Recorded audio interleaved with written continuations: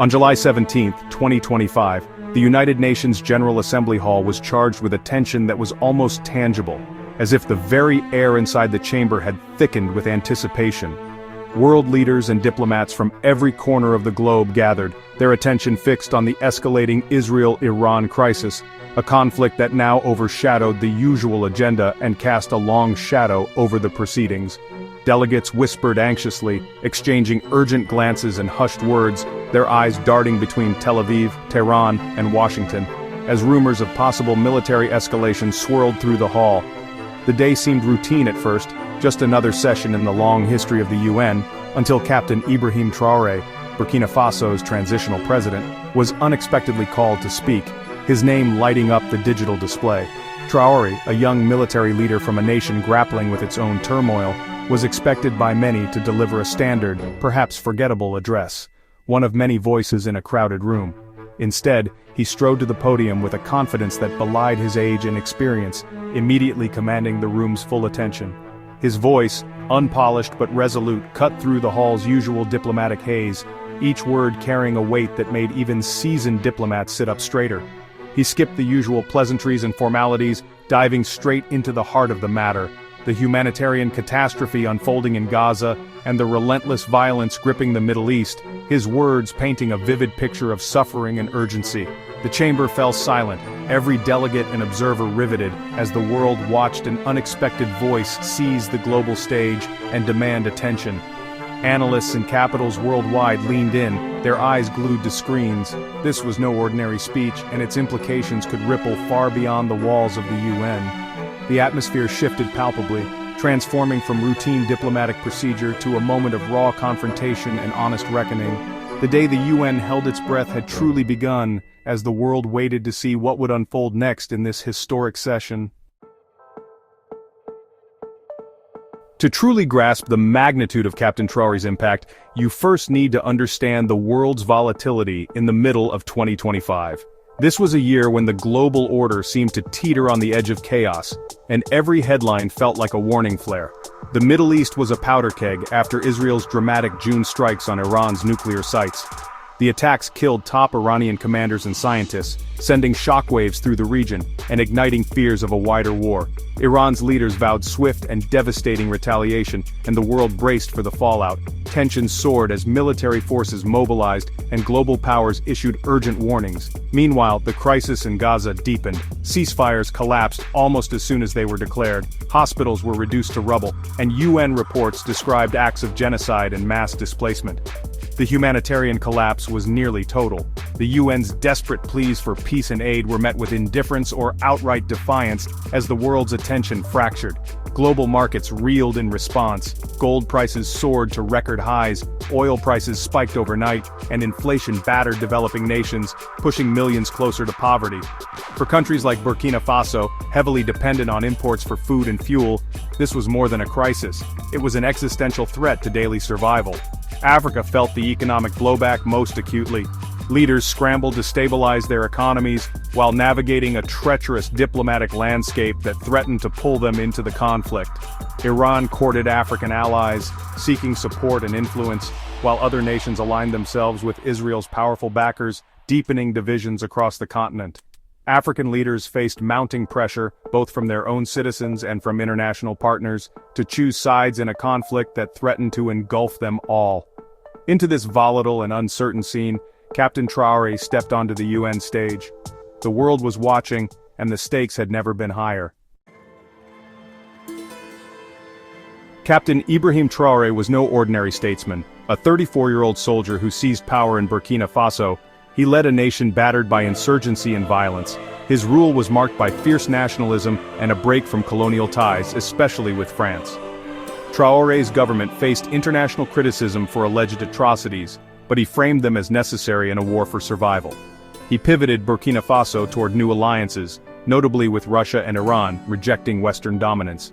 Traoré embodied a new, assertive African leadership, unapologetic, skeptical of the global system, and determined to chart his own course. At the UN, he wasn't asking for help. He was there to deliver a message forged in his nation's struggles. Traore began his address without preamble, his words sharp and direct, slicing through the usual diplomatic pleasantries that often fill the chamber. There was no attempt to soften the message or ease into controversy. He spoke as if time itself was running out. "We gather to speak of peace," he declared, his voice echoing across the vast hall, "while entire peoples are being erased." The weight of his accusation seemed to hang in the air, challenging every delegate to confront uncomfortable truths. He accused powerful nations of treating international law as optional, calling out hypocrisy at the heart of the UN. Traore's words were not just criticism, they were an indictment of a system that, in his view, had failed those most in need of protection. Turning to Gaza, he described not a conflict, but a one-sided slaughter, citing UN reports of destroyed hospitals and civilian deaths. He painted a picture of devastation so complete that silence, he argued, was complicity. Addressing Israel directly, he warned, "Your actions have gone beyond self-defense. The world is watching, and history will remember. You are sowing hatred that will bring destruction upon the world. This must end, now." His words were not just a plea but a demand for immediate change, delivered with a sense of urgency that left no room for doubt. The room tensed as he issued a final warning. "The nations of Africa and the global south will not stand by as silent witnesses. We have watched, we have waited, but our patience is not infinite. If this path continues, expect total diplomatic and economic isolation." The threat was clear. The world's marginalized nations were prepared to act, even if it meant upending the established order. The phrase "final warning" electrified the assembly. Delegates exchanged anxious glances, realizing the gravity of what had just been said. Traore wasn't threatening war, but a realignment of global politics. He was signaling a shift in alliances, a new era where the voices of the previously sidelined would shape the world's future. He suggested the so-called periphery was ready to enforce a new morality, one that demanded accountability and justice, not just rhetoric. The speech was a declaration the old rules no longer applied. Traore's words marked a turning point, a call for a new global conscience. The patience of much of the world had run out. For many, this was the moment they had been waiting for, a leader willing to say what others would not. The chamber was stunned. This was a challenge to the very foundation of the international order. The silence that followed was as powerful as the speech itself. Traore's conviction made it impossible to dismiss. Even his critics could not ignore the force of his message or the clarity of his vision. The world was forced to listen. In that moment, the General Assembly was not just an audience, it was a witness to history in the making.